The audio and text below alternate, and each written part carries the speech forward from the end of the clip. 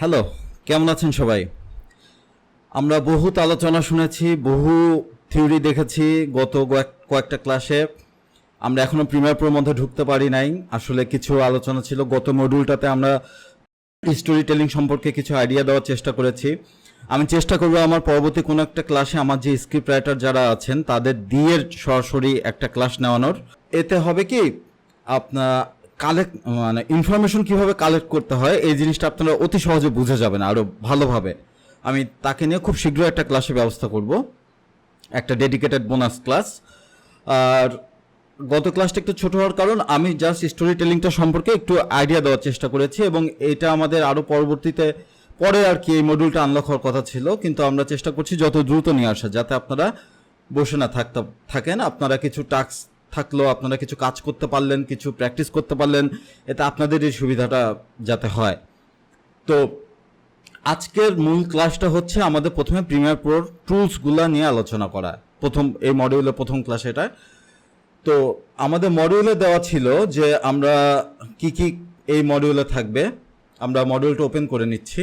আমাদের basic video টেকনিক্সে বেশ অনেকগুলো পার্ট আছে, এগুলা আমরা আস্তে আস্তে এই সবগুলো এই মডিউলে দেখব। তো আমাদের প্রথমটা হচ্ছে organising media in the project panel, timeline basics, basic video editing tools and shortcuts. আমরা অর্গানাইজিং মিডিয়া কীভাবে করতে হয় এটা আগে বলে দিয়েছি, আপনারা আগে ক্লাসে দেখতে পারেন। টাইমলাইন বেসিক্সটাও দেওয়ার চেষ্টা করেছি, যে টাইমলাইনটা আসলে কি, প্রজেক্টে কীভাবে কাজ করে এটা টাইমলাইন। তো এটা নিয়ে আমরা খুব বেশি আলোচনা করব না, যে টাইমলাইন এটা আপনার অডিও এবং ভিডিও টাইমলাইন, এটা আমি আগে ক্লাসে বলে দিয়েছি। এখানে আপনি মাল্টিপল লেয়ার নিয়ে কাজ করতে পারবেন, ভিডিওর ক্ষেত্রে অডিওর ক্ষেত্রেও তাই। তো আপনি যেভাবে টাইমলাইনটা সাজানো যায় এটা আমরা কাজ করতে করতে দেখলে আসলে আরও বেশি বিশদভাবে আপনি জানতে পারবেন। তা আমরা মূলত আজকে টুলসের বিষয়টা নিয়ে আলোচনা করব, যে basic video editing tools and shortcuts. আমার গত ক্লাসটা আপনি যদি দেখে থাকেন তাহলে দেখবেন যে আমি কিভাবে আমার ইন্টারফেস, প্রিমিয়ার প্রো ইন্টারফেসটাকে কিভাবে সাজিয়ে নিয়েছি কাজের সুবিধার্থে। এতে হয় কি, আপনার কাজটা অনেক সোজা হয়ে যাবে, আপনি অনেক বড় একটা জায়গা, অনেক বড় একটা স্পেস পাচ্ছেন আপনার টাইমলাইনটার জন্যে, আপনার প্রিভিউ প্যানেলের জন্য, এবং আপনার এই ইফেক্টস বা কন্ট্রোল প্যানেল এগুলোর জন্য আর কি বেশ বড় একটা স্পেস পেয়ে যাচ্ছেন। আর এই যে বাম পাশে ছোট্ট যে একটা অংশ দেখছেন, এটাকে আমরা টেনে বড় করতে পারি, ছোট করতে পারি, যেহেতু এগুলো শর্টকাটস, এগুলো আপনার মূলত আমরা কিবোর্ডেই কাজটা করব। এই শর্টকাটসগুলো আপনাকে একদম মাথার মধ্যে ঢুকায় নিতে হবে, তখন দ্রুত ভিডিও এডিট করার জন্য শর্টকাটসে কোনো বিকল্প নাই। আপনাকে প্রত্যেকটা জিনিস বারবার মাউস দিয়ে টেনে টেনে ক্লিক করা যাবে না, আপনাকে শর্টকাটস ইউজ করতে হবে। তো শর্টকাটসগুলো আমরা বা টুলসগুলো, এগুলো মেইন টুলস, এগুলো আমরা কি কি আমরা একটা একটা করে দেখে আসি।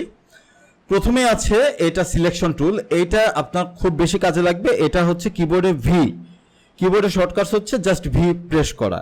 ভি এটা একটা কার্সরের মতো দেখা যায়, আপনারা দেখতে পারবেন ভি এটা একটা কার্সরের মতো, এবং কার্সর যখন থাকবে তখন বুঝবেন যে আপনার সিলেকশন টুলটা অ্যাক্টিভ আছে। ঠিক আছে, তো সিলেকশন টুলটা কি, যে কোনো কিছু সিলেক্ট করা, এটা খুবই সহজ টুল একটা, যে কোনো কিছু সিলেক্ট করা, যে কোনো, এটা ফুটেজ হতে পারে, যে কোনো অ্যাডজাস্টমেন্ট লেয়ার হতে পারে, অ্যাডজাস্টমেন্ট লেয়ারগুলো আমরা পরে আসবে, এগুলা মানে প্রত্যেকটা কিছু, সেটা অডিও ক্লিপ হতে পারে, আপনি আঁকপিচ করার দরকার। এই যে সিলেকশন মানে সিলেক্ট করা একটা কিছুকে, যে কোনো কোনো কিছুকে সিলেক্ট করা, যে কোনো একটা ফাইলকে সিলেক্ট করা, এটাই হচ্ছে সিলেকশন টুল। এটা ইফেক্ট কন্ট্রোলের ক্ষেত্রে আপনি যখন যাবেন, তখন আপনি যখন এই স্কেল হাই অ্যান্ড এই যে স্কেলটা যখন বড় ছোট বড় করবেন, তখন আপনার সিলেকশন টুলই থাকতে হবে। ঠিক আছে, এটা ডিফল্ট আমরা দিয়ে দেই। সিলেকশন টুলটা হচ্ছে যে কোনো কিছুকে সিলেক্ট করা, সোজা কথা, যে কোনো কিছুকে সিলেক্ট করা। এটা আসলে আর কোনো মানে ব্যাখ্যা করা কিছু নাই। আপনার সিলেকশন টুল থাকলে পরে যেটাকে আপনি সিলেক্ট করবেন সেটা এরকম হাইলাইট হয়ে থাকবে, যেটাই সিলেক্ট করেন, যে ক্লিপটাকে আপনি সিলেক্ট করেন বা কোনো ওভারলে বা কোনো কিছুকে আপনি যখন সিলেক্ট করবেন সেটা হাইলাইট হয়ে থাকবে, ব্যাস। এর বাইরে আসলে এটা নিয়ে বলার কিছু নাই।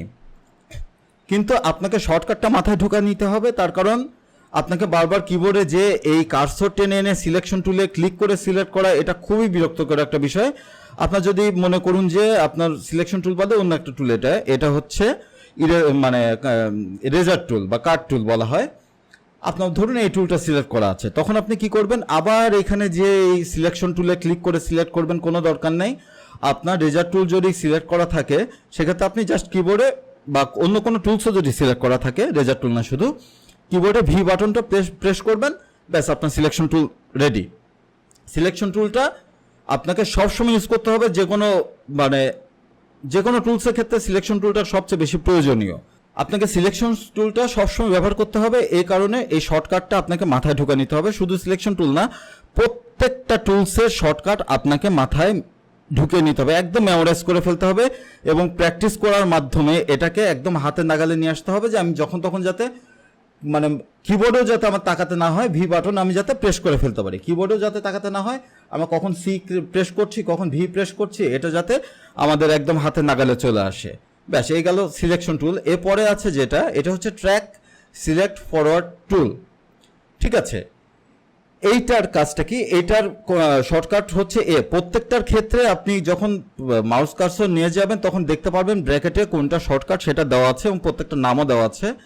আপনার প্রত্যেকটা কিছু কিছু টুলসের ক্ষেত্রে আপনার যখন লেফট মাউস বাটন এটা যখন প্রেস করে ধরে রাখবেন তখন আরেকটা অপশন চলে আসবে। ঠিক আছে, কিন্তু এত সময় নাই আমাদের, যেহেতু আমরা সবসময় এই শর্টকাটগুলো মেমোরাইজ করে রাখবো। এটা হচ্ছে এটা আগে আমরা কথা বলে আসি যে এই ট্র্যাক সিলেক্ট ফরওয়ার্ড টুল এটা কি। এটা হচ্ছে আপনার টাইম লাইনে, মনে করুন যে আপনি একটা ক্লিপস বা একটা পোর্শনের পর বাদবাকি সব কিছুকে সিলেক্ট করতে চাচ্ছেন, তখন যে পোর্শনটাকে সিলেক্ট করতে চাবেন তার উপর ক্লিক করলে পরেই বাকি সব কিছু সিলেক্ট হয়ে যাবে। যেমন আমি এখানে ক্লিক করেছি, এইটা কিন্তু সিলেক্ট হয়নি, এরপর ক্লিক করার কারণে এইখান থেকে যা আছে সব কিছু সিলেক্ট হয়েছে। এইটা সিলেক্ট হওয়ার কারণ কি, অডিওটা সিলেক্ট করার কারণ এইটা এই কার্সরের নিচে পড়েছে, এই কারণে পুরো অডিওটাই সিলেক্ট হয়েছে। এটা যদি আপনার অন্য কোনো অডিও থাকতো সেক্ষেত্রে আপনি দেখতে পাবেন যে আমরা যখন প্রেস করে এখানে সিলেক্ট করব তখন শুধুমাত্র অডিওর কাট অংশ থেকে বা যেটুকু আপনি চাচ্ছেন সেখান থেকে সিলেক্ট হচ্ছে। একইভাবে যদি আপনি শিফট চাপ দেন তখন এটা ব্যাকওয়ার্ডসে সিলেক্ট হবে। যেমন আমি এখানে এইটুকু সিলেক্ট করতে চাচ্ছি, এই দুটো অংশ, বা এর আগেও যদি কিছু থাকে আমরা নিয়ে আসতে পারি। এখানে আমরা দেখার সুবিধার্থে দু একটা ক্লিপস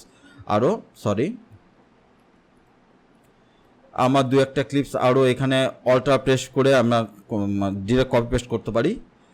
আপনি এটাও কাজ করতে পারেন যে এটাও একই সাথে জানা গেল যে অল্টার বাটনটা প্রেস করে ধরে রেখে মাউস কার্সর দিয়ে সিলেক্ট করে বা ভি চাপ প্রেস করে যখন কোনো ক্লিপকে আপনি ড্র্যাগ করবেন তখন সেটা ডুপ্লিকেট হবে।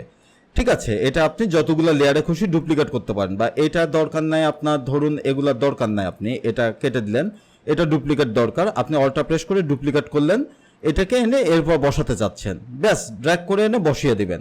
ঠিক আছে, তখন দেখবেন যে নিচেরটা দেখা যাচ্ছে না, উপরেরটা দেখা যাচ্ছে। আপনি এখানে অপাসিটি যদি কমিয়ে দেন সেক্ষেত্রে আপনি অপাসিটি কমালে দেখতে পাবেন যে ভেতরে পেছনে এটা দেখা যাচ্ছে আর কি। এটা আমরা পরে আরো বিস্তারিত আলোচনা আসবে।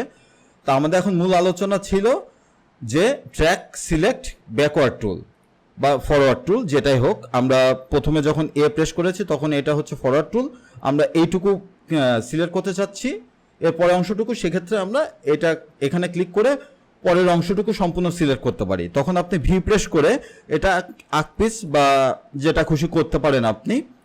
এটা আপনাকে মাথায় রাখতে হবে যে আপনি একইভাবে শিফট প্রেস করে এই ব্যাকওয়ার্ড এইটুকু অংশ সিলেক্ট করতে পারেন, বা আপনার যেটুকু প্রয়োজন। আমি যদি মনে করি যে আমার পুরোটুকুই প্রয়োজন তাহলে এখানে এসে ক্লিক করব, তাহলে পুরোটুকুই সিলেক্ট হয়ে যাবে। ভি প্রেস করলাম, আপনি সিলেক্ট টুল। আপনি যখন শিফট বা প্রেস করবেন তখন কিন্তু আপনি এটাকে নাড়াচাড়া করতে পারবেন না। ঠিক আছে, তখন কিন্তু ওইখান থেকে নাড়াচাড়াটা হবে, মানে আপনার ড্র্যাগ করবে আর কি। আপনাকে সিলেক্ট টুলটা সিলেক্ট করে নিয়ে তখন এটাকে নাড়াচাড়া করলে পরে আপনার বেটার একটা রেজাল্ট পাবেন, তার কারণ আপনার তখন টাইমলাইনটা ভুল হওয়ার সম্ভাবনাটা কমে যাবে আর কি। তো এইখানে আমাদের আরেকটা অপশন আছে, যে আমরা যে এই শিফট বা যেটাই প্রেস করি, এই ট্র্যাক ফরওয়ার্ড বা ট্র্যাক ব্যাকওয়ার্ডস, এটা তো আমরা বুঝতেই পারলাম। কিন্তু ধরুন আপনি শুধুমাত্র এই টাইমলাইনটা, এই যে আপনার ভিডিও ওয়ান টাইমলাইনটা আপনি সিলেক্ট করতে চাচ্ছেন, এই উপরের অংশগুলো না, উপরে টাইমলাইনগুলো না, সেক্ষেত্রে কি করবেন, শিফট বাটন প্রেস করে রেখে তারপর আপনি এই টাইমলাইনটা সিলেক্ট করবেন। দেখুন আপনার জাস্ট শুধুমাত্র এগুলো সিলেক্ট হয়েছে। এই টাইম লাইনের এগুলো কিন্তু সিলেক্ট হয়নি। আপনি যদি ভি প্রেস করে সিলেক্ট করেন তখন দেখবেন যে জাস্ট এই টাইম লাইন ওয়ানটা আর কি, যেটা V1 ভিডিও 1, এই টাইম লাইনটা আপনার সিলেক্ট হয়ে গিয়েছে। এগুলো আপনাকে সবসময় মাথায় রাখতে হবে, তার কারণ আপনি যখন দ্রুত কাজ করতে চাবেন আপনি ম্যানুয়ালি অবশ্যই এখান থেকে যে প্রত্যেকটা জিনিস সিলেক্ট করতে পারেন, কিন্তু এগুলো যত দ্রুত মেমোরাইজ করে নেবেন তত সুবিধা আপনার কাজের জন্য।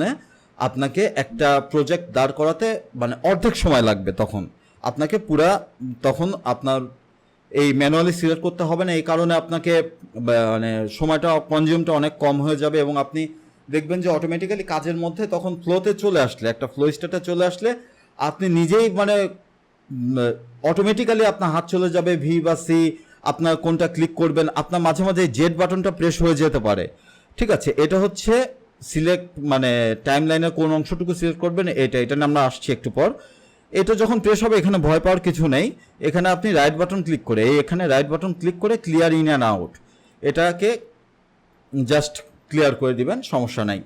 তো এটা ছিল আমাদের। আমরা যদি টাইমলাইন ছোট বড় করতে চাই তাহলে অল্টার বাটন প্রেস করে রেখে যে মাউস হুইল ঘোরালে পরে এই ছোট বা বড় জুম ইন বা জুম আউট হবে। এটা আমি আগের ক্লাসেও বলে দিয়েছি। দেখুন এখন জুম, এই যে জুম যে টুল এটা সিলেক্ট হয়ে আছে, এটা আমি আসছি। এটা গেল আমাদের track select forward and backwards tool, এটা আপনি আশা করি বুঝতে পেরেছেন। এরপর আসছে এটা আমাদের রোলিং এডিট টুল। এখানে আপনার 4টা অপশন আছে, ডিফল্ট থাকবে এটা রিপল এডিট টুল। রিপল এডিট টুলটা কি, আপনি যখন এটা সিলেক্ট করবেন বি প্রেস করে, এখানে আপনার প্রেস করলে দেখতে পারবেন কয়টা টুলে কোনটা শর্টকাট, BNR। ঠিক আছে, রিমিক্স টুলের জন্য আসলে শর্টকাটের প্রয়োজন নেই, এটা যেহেতু মিউজিকের জন্য প্রয়োজন সেহেতু আসলে এটার শর্টকাটের প্রয়োজন নেই। আপনাদের এই 3টা মনে রাখতে হবে, আর এই 3টা আপনাদের লাগবে না খুব একটা কাজে। আপনার এটা ম্যানুয়ালি করতে গেলে আপনাদের বেশি সুবিধা হবে। রিপল এডিট টুলটা কি, আমরা আগে আমাদের কিছু ক্লিপ একসাথে করি, এটাকে আমরা ডিলিট করে নিচ্ছি।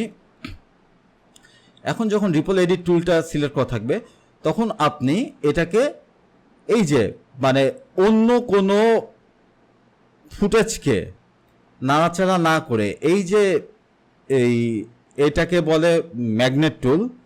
ম্যাগনেট টুলটা যখন সিলেক্ট করা থাকবে তার মানে আপনার সাথে একটা আরেকটা ইলাস্টিক্যালি লেগে যাবে আর কি। ঠিক আছে, দেখুন আমি এখানে যাচ্ছি, এখানে ও দেখিয়ে দিচ্ছে যে এখানে বসালে এটা বরাবর একটা আপনার জায়গা খালি আছে বা এইটার সাথে এটা এঙ্গেজ আছে। এটা আসলে ম্যাগনেট টুলের কাজটাকে আমরা এটা পরে দেখব। তো আমাদের যখন সিলেক্ট করা থাকবে রিপল এডিট টুলটা, তখন আমরা এটাকে ছোট বা বড় করতে পারবো আগের এবং পরের যে ব্ল্যাঙ্ক স্পেসটা ক্রিয়েট হওয়ার কথা, আমাদের এমনিতে কি হওয়ার কথা, এটাকে ছোট বড় করলে পরে আমাদের এটাকে ফুল করে নেই আমরা।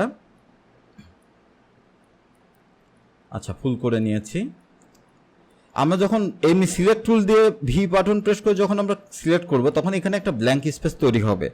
ঠিক আছে, তখন আপনাকে ম্যানুয়ালি পরে সবগুলা ক্লিপকে আবার এখানে এনে জোড়া লাগাতে হবে। এখানে যদি আরও থাকে, এখানে যদি ব্ল্যাঙ্ক স্পেস তৈরি হয় তখন আপনার এখানে যদি আমি সিলেক্ট বাটন ক্লিক করে ছোট বড় করি, এখানে আপনি আউট বাটনে আউটের অংশে যদি মাউস হুইলটা রেখে, তাহলে দেখা যাবে কি এখানে একটা ব্ল্যাঙ্ক স্পেস তৈরি হচ্ছে। আপনার রিপল এডিট টুলের ক্ষেত্রে এটা হবে না। আপনি যখন এটা সিলেক্ট করা থাকবে তখন এটাকে আপনি যখন ছোট করবেন, ধরুন এই পর্যন্ত আপনি ক্লিপটা রাখবেন। আপনি প্রিভিউতে দেখতে পাচ্ছেন যে কোথা থেকে কোন পর্যন্ত যাচ্ছে। এই যে হাতটা ধরুন এই হাত দেওয়া পর্যন্ত রাখতে চাচ্ছেন, এই পর্যন্ত রাখবেন, ব্যাস। এখানে আপনার এই ক্লিপটা চালালে পরে তখন আপনি দেখতে পাবেন যে ঠিক হাত পর্যন্ত এসে এটা আমি ভলিউমটা মিউট করে দেই। দেখুন যে এটা চালালে পরে দেখতে পাবেন হাত পর্যন্ত এসে এটা পরে ক্লিপটা চলে আসছে। এটা রিপল এডিট টুল, এটা আপনার খুবই কাজে দেবে। আমাদের এরপরে যেটা প্রয়োজন হবে সেটা হচ্ছে রেট স্ট্রেস টুল। আর এটাকে আপনার এখন খুব বেশি ব্যবহৃত হয় যে স্লো মোশন কাজের জন্য। আপনি এইটা যখন ক্লিক করে রাখবেন আপনার আর দিয়ে, তখন যেটাকে সিলেক্ট করবেন, যে ক্লিপটাকে আপনি স্লোমো বা ফাস্টমো করতে চাচ্ছেন সেখানে ক্লিক করবেন। এরপর লাস্টে যে যখন আপনি এটাকে টান দিবেন তখন দেখবেন যে আপনার ক্লিপটা লম্বা হচ্ছে, যতটুকু ক্লিপের পোর্শনই থাক। নিচে দেখবেন যে এখানে ডিউরেশন উঠছে, এটা 26 মিনিট 22 সেকেন্ড, এটা ডিউরেশন ছিল 26.22 সেকেন্ড, এটা ডিউরেশন ছিল। এটা ডিউরেশন বেড়ে 51 সেকেন্ড হয়ে গেছে। এটাকে আমি যত খুশি বড় করতে পারি। হবে কি তাতে এই ক্লিপটা আমার স্লো মোশনে হয়ে যাবে। একইভাবে আমরা যখন এখানে ফ্রেম রেট কিন্তু আপনার ফল করার সম্ভাবনা আছে। যদি আপনার ভালো ফ্রেম রেটের ভিডিও না হয় তাহলে স্লো মোশন করলে পরে সেটা ফ্রেম রেট, এই যে জিটার দেখতে পাচ্ছেন কেমন আটকে আটকে যাচ্ছে, এটা দেখতে পাবেন। ঠিক আছে, এত বেশি স্ট্রেচ করা যাবে না। আবার একইভাবে যখন আমি এখানে টেনে আনবো তখন এটা কিন্তু ফাস্ট মোশন হয়ে যাবে। এটা যখন আমি ছোট করে দিব, এটা কাজ হচ্ছে আপনার একদম লাস্টে একটা ক্লিপের একদম লাস্ট পোর্শনে এনে এটাকে স্লো মোশন বা ফাস্ট মোশন যেটাই করতে চান আপনি এখানে ডিউরেশন দেখতে পাবেন। নিচে দেখবেন যে ছোট্ট করে ডিউরেশন লেখা হচ্ছে যে 6 সেকেন্ডের একটা ক্লিপ, এটাকে আপনি 3 সেকেন্ড করে ফেলেছেন। ঠিক আছে, এটাকে ফাস্ট মোশন করে ফেলেছেন। আপনি এটাকে রাইট বাটন ক্লিক করে স্পিড অ্যান্ড ডিউরেশনে যেও আপনি ইচ্ছা করলে এটা ডিফল্ট থাকবে 100%। এটাকে আপনি টাইম অ্যান্ড ডিউরেশনে যে ইচ্ছা করলেও স্পিডটাকে কমাতে বাড়াতে পারবেন, কিন্তু এক্ষেত্রে আপনার অনেক বেশি সময় যাবে এবং আপনি বুঝতে পারবেন না। ধরুন যে আপনার এখান থেকে এই পর্যন্ত একটা ক্লিপ লাগবে, এই পর্যন্ত আমাকে এই ব্ল্যাঙ্ক স্পেসটা পূর্ণ করতে হবে একটা ক্লিপ দিয়ে, তখন আপনি বুঝতে পারবেন না যে কতখানি টাইমটা আসলে প্রয়োজন, আমাদের এই ক্লিপটার ডিউরেশনটা কতখানি হওয়ার দরকার। আপনি এই ব্ল্যাঙ্ক স্পেসটাতে বুঝতে পারছেন না আপনার টাইম ডিউরেশনটা কতখানি হওয়ার দরকার। আপনি যদি এখানে যে টাইম অ্যান্ড ডিউরেশন ক্লিক করে ধরুন 60% করে দিলেন, আপনার এটা পূর্ণ হলো, কিন্তু এরপর এখানেও যদি আরও বেশি থাকে সেটা কিন্তু কেটে যাবে। ঠিক আছে, এটা কিন্তু পূর্ণ হচ্ছে কিন্তু কেটে যাচ্ছে আর কি, আপনার ওভারলে হবে না, জাস্ট কেটে যাবে ওই অংশটুকু যে। কিন্তু আপনি যদি এই টুলটা ব্যবহার করেন, এই টুলটা ব্যবহার করলে হবে আপনার যদি ডিউরেশন এটা নর্মাল থাকে এতটুকু, আপনি এই ব্ল্যাঙ্ক স্পেসটা পূর্ণ করতে চাচ্ছেন, অর্থ এইখানে ক্লিক করে ধরে জাস্ট এই পর্যন্ত এনে ছেড়ে দিবেন, আপনার ক্লিপটা ওই ব্ল্যাঙ্ক স্পেসটা স্লো মোশন করে ওর মতো ও যেটুকু টাইম দরকার সেটুকু করে নেবে। এটা 60% এখানে দেখতে পাচ্ছেন আপনি যে 60% এটাকে ইলাবোরেট করা হয়েছে। ঠিক আছে, মানে 60% স্লোয়ার করা হয়েছে, পরেরটা কিন্তু ফাস্ট করা হয়েছে। এটা বেশি ফাস্ট হয়ে গেছে, আপনার এই ক্লিকটা সিলেক্ট করে আপনি জাস্ট এটাকে বড় করতে পারেন যে এটা কত পার্সেন্ট হলো, সে 152.91% আছে। এটা কিন্তু এখনও ফাস্ট মোশনে আছে। আমাদের যেটা ক্লিপ ছিল এটা আপনি দেখতে পারবেন যে 81%-এ বা এখানে 100%-এর কাছাকাছি এইটা একটা স্পিডটা ছিল ডিফল্ট। আপনি সেটাকে ফাস্ট বা স্লো অনায়াসে করতে পারবেন শুধুমাত্র এই রেট স্ট্রেস টুল বা আর বাটনটা ক্লিক করে। এটা হচ্ছে আমাদের রেট স্ট্রেস টুল এবং এই টুলবারটা শেষ। এবং এরপরে রেজার টুলটা আপনার সবচেয়ে বেশি প্রয়োজন হবে তখন আপনার একটা ভিডিওতে কাটের যে অংশটা এটা এত বেশি থাকে, আপনাকে সবচেয়ে বেশি কিবোর্ডে ইউজ করতে হবে ভি আর সি। এই যে সি এটা হচ্ছে রেজার টুল বা কাট টুল, সি ফর কাট। আপনি একটা ক্লিপের কোনো অংশ কাট করতে চাচ্ছেন, ধরুন এখানে যে আমরা এই হাতের দেওয়া অংশটুকু আমরা সিলেক্ট করতে চাচ্ছি। ঠিক আছে, আমি ভি বাটন প্রেস করে আগে এটাকে আমি ছোট করে নেই, এটা ডিফল্ট সাইজটা এটা জুম হয়েছিল। তো এখানে যখন আমাদের এই হাতের উপর হাতটা দিচ্ছে, এখান থেকে আপনি ক্লিপটা শুরু করতে চাচ্ছেন, ব্যাস এখানে সি কাট দিয়ে এখানে এসে একটা ক্লিক করবেন, কাট হয়ে গেল। আপনার আগের অংশটা সিলেক্ট টুল দিয়ে ডিলিট করে দিবেন, শেষ। এটা হচ্ছে কাট টুল। আপনি কিন্তু ইচ্ছা করলে অবশ্যই এই স্ট্রেস টুল দিয়ে বা এখান থেকে আপনি কাজ করতে পারেন ম্যানুয়ালি, আমরা আগে যেগুলো দেখালাম, কিন্তু ওগুলার চাইতে কাট করে একটা জিনিস ডিলিট করে দেওয়াটা অনেক বেশি সোজা। এবং রিপোর্ট ডিলিট যখন আপনি দিবেন তখন এইখানে যে ব্ল্যাঙ্ক অংশটা এটা আপনাকে ও পূর্ণ করে দিবে, আগের পরে ক্লিপগুলোকে আগে নিয়ে চলে আসবে।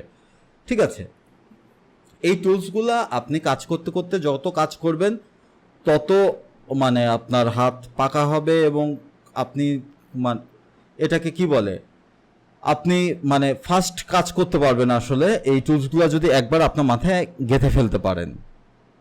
কাট টুলসে আপনার আর কোনো কাজ নাই, যে কোনো জিনিস আপনার সেটা অডিও হোক ভিডিও হোক, এই যে আমি কাট করছি অডিওটাকে ইচ্ছা মতো যেখানে খুশি কাট করতে চাচ্ছি, বা একটা ভিডিওকে যত খুশি কাট করার প্রয়োজন, আমি এটাকে আরও বড় করে আরও বেশি বেশি কাট করতে পারি, 1 সেকেন্ড একটা করে ফ্রেমও কাট করতে পারি, ঠিক আছে।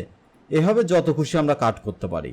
কাট করে আমাদের যে যে ক্লিপ দরকার নেই সেগুলো আমরা ইচ্ছা করলে ডিলিট করে দিতে পারি।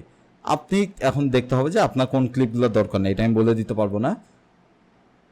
আপনার যে ক্লিপগুলো দরকার নেই ওগুলো ডিলিট করে দিয়ে জাস্ট আপনার যদি এখানে পরে কাট থাকে তাহলে আপনার রিপোর্ট ডিলিট অপশন কাজ করবে না, তখন পরের কাটের ক্ষেত্রে আপনার রিপোর্ট ডিলিট অংশটা কাজ করে না। সেক্ষেত্রে আপনাকে ম্যানুয়ালি সিলেক্ট টুল দিয়ে সম্পূর্ণটাকে এনে এখানে দিতে হবে। আপনার যদি এই যে তখনই বলেছিলাম যে এখানে যে ম্যাগনেট টুল বা স্ন্যাপ ইন টাইম লাইন, এই টুলটা যদি সিলেক্ট করা না থাকে, আমার ধরুন এটা নীল না, এটা সাদা হয়ে আছে, তখন এটা কি হবে, এটা এখানে নিয়ে এসেও আপনি উপরে দেখবেন যে মানে ওভারলে হয়ে যাওয়ার খুব বেশি সম্ভাবনা থাকে।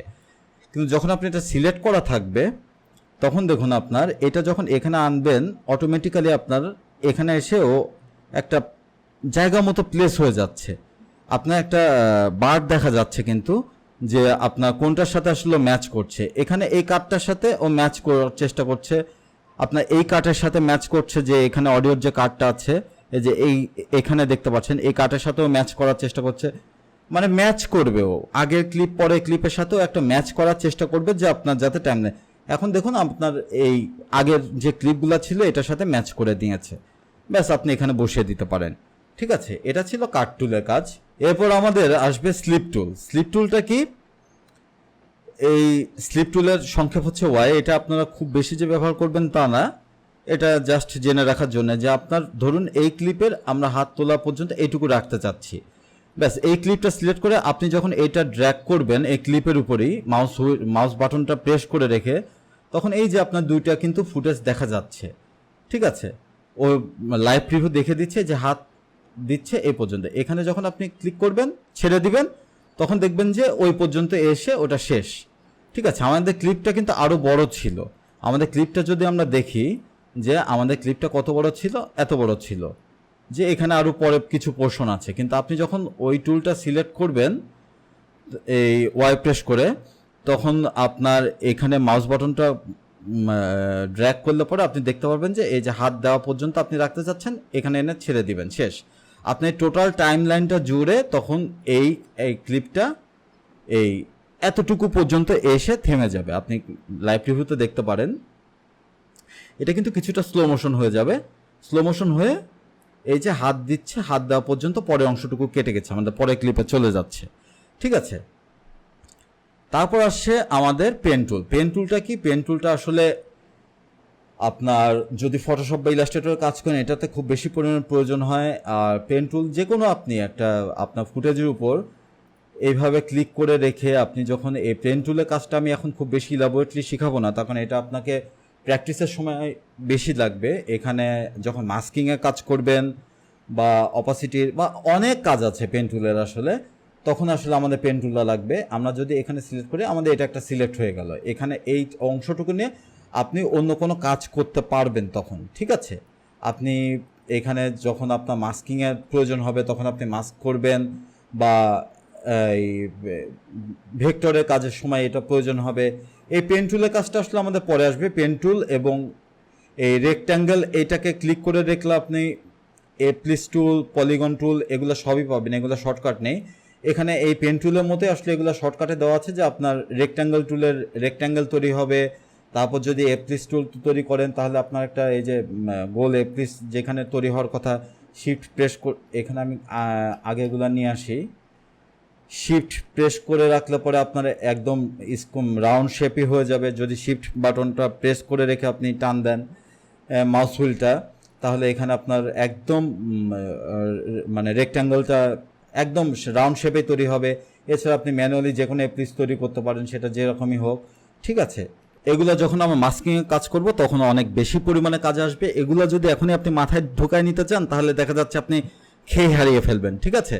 আস্তে আস্তে শেখাটা ভালো, গ্র্যাজুয়ালি শেখাটা ভালো। আমাদের মূল এখন দরকার কোনটা, ভি এবং সি।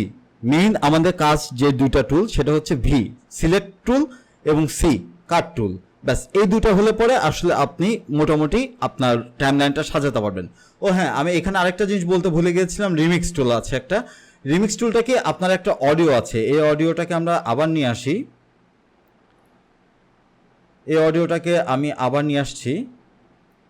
এই অডিওটা ধরুন আপনার বিশাল বড় একটা অডিও আছে, এটা কত সেকেন্ডের, এটাকে আমরা দেখে আসি যে এখানে আছে 3 মিনিট 59 সেকেন্ড। ধরুন আপনার 3 মিনিট 59 সেকেন্ড দরকার নাই, একটা অডিও আছে যেটা অনেক বড়, আপনার প্রয়োজন হচ্ছে না এত বড়, বা অডিওটাকে ছোট, আপনার আরও বড় অডিও দরকার, আবার বড় অডিওকে ছোট করার প্রয়োজন, যেন আপনি ম্যানুয়ালি কাট কোথায় করবেন, আপনার অডিওটা ম্যাচ করবে কিনা, সিঙ্ক্রোনাইজ হবে কিনা, এটা আসলে খুব ঝামেলার একটা বিষয়। ম্যানুয়ালি কোথায় আপনি অডিওর কাট করবেন, তারপর আপনি এটা যদি এখান থেকে এনে এখানে পেস্ট করেন, তাহলে এই অডিওর সাথে এই অডিওটুকু তো মিলল না।